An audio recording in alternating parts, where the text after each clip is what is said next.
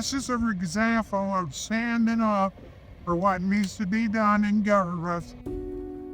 Shafer Road is in a very rough, unsafe condition. Some of these holes are dead center of the highway and they're probably 6 foot across. They take up a majority of that road. One gentleman had $1,500 worth of damage. And when I was a kid in high school, I could drive all the way into the schoolhouse in 5 to 6 minutes. Now that same trip is 12 to 15 minutes. If you would need emergency services come down through here quickly, that is a concern for me. The fire department is very concerned with being able to respond in time. There are a lot of elderly people that live down this road, and those minutes matter.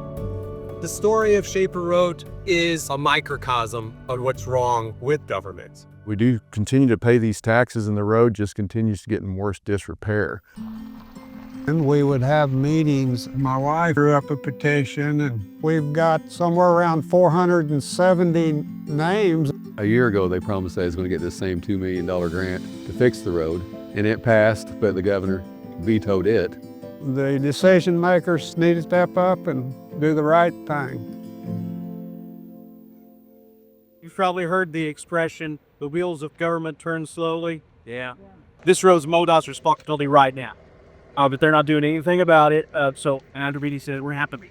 When we have, 6 to 8 inches of snow, like in a few weeks ago, and nobody wants to plow it, they want to go down our road with their blades up.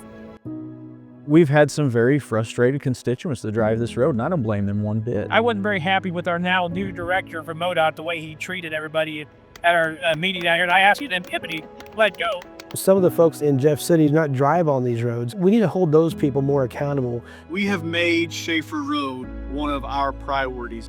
Adopting your road and filling those patches, that's what we wanted to do. New Frontier Materials out of St. Louis, they provided the easy street.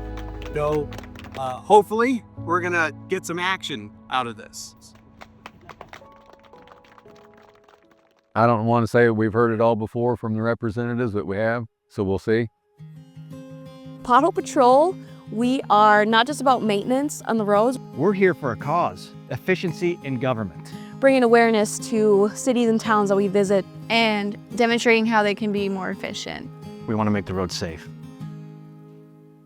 We're patching about 600 potholes today. I've never seen anything like it. Be careful, yo. You might fall in one of them potholes out there. We're going to leave it better than we found it. They've kept moving right along with the truck, filling holes at a good, steady pace, getting things done. If we can fix a pothole once and drive off and that's it, definitely beats having to fix it again and again. It's an excellent example to get them done quickly and efficiently and keep traffic flowing. From what I've seen out here today, I think my constituents would be happy with Easy Street. Easy Street can absolutely be used to streamline public works. It's an easy process, and I think this can be done on any road. I love Pothole Patrol.